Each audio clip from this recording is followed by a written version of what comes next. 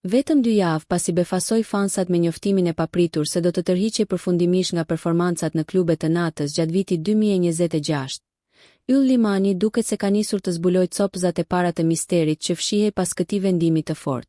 Një deklaratë që fillimisht u prit me habi, dyshime dhe jo pak zhgënjim nga publiku i mësuar ta shoh shpesh në skenat e natës, tani po merr një kuptim krejt tjetër dhe shumë më ambicioz. Në reagimin e tij të parë, artisti pati theksuar se kishte nevojë për hapësirë për diçka më të madhe dhe se dëshironte të takohej ndryshe me publikun. Një fjalë e thjeshtë, por e mbushur me nënkuptime, që sot po shihet si paralajmërimi i një faze të re në karrierën e tij. Dhe Ylli, i njohur për mënyrën si di të luajë me kuriozitetin e fansave, nuk ka vonuar të hedhë sinjalin e radhës, këtë herë përmes një imazhi që ka ndezur menjëherë rrjetin.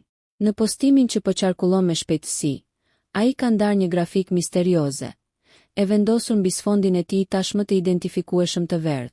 Në pamje të parë duket si një dizajn minimalist, por detaji që ka çmendur ndjekësit janë yjet e vegjël të numëruar nga 1 deri në 14, të shpërndarë në një formacion specifik. Ato krijojnë një siluet që për shumë kënd i ngjan qartësisht hartës së Europës. Kaq ka mjaftuar që rrjeti të shpërthejë në teori. A janë këto 14 pika ndalesat e një turneu të madh europian? Apo përgatit Yll Limani atë hap që shumë artistë shqiptarë synojnë, por rrallë realizojnë në këtë përmas? Një tur ndërkombëtar me data të strukturuara në qytete kyçe të kontinentit?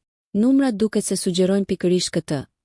Jo mënet sporadike në për klube, por koncerte të mirë organizuara në salla, teatro apo arena muzikore, ku përvoja artistike merr një tjetër dimension.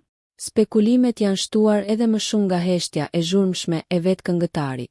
Ai nuk ka dhënë asnjë shpjegim të drejtë për drejtë, por ka zgjedhur të flasë në mënyrën e tij, me nënkuptime dhe humor. Në një Instastory, kur një ndjekës e pyeti hapur nëse bëhet fjalë për një international tour, Ylli u përgjigj me një qysh breje, shprehje tashmë tipike për të që përdoret shpesh kur ai kapet mat, por nuk do ta pranoj zyrtarisht. Një reagim i tillë për fansat vlen pothuajse sa një konfirmim.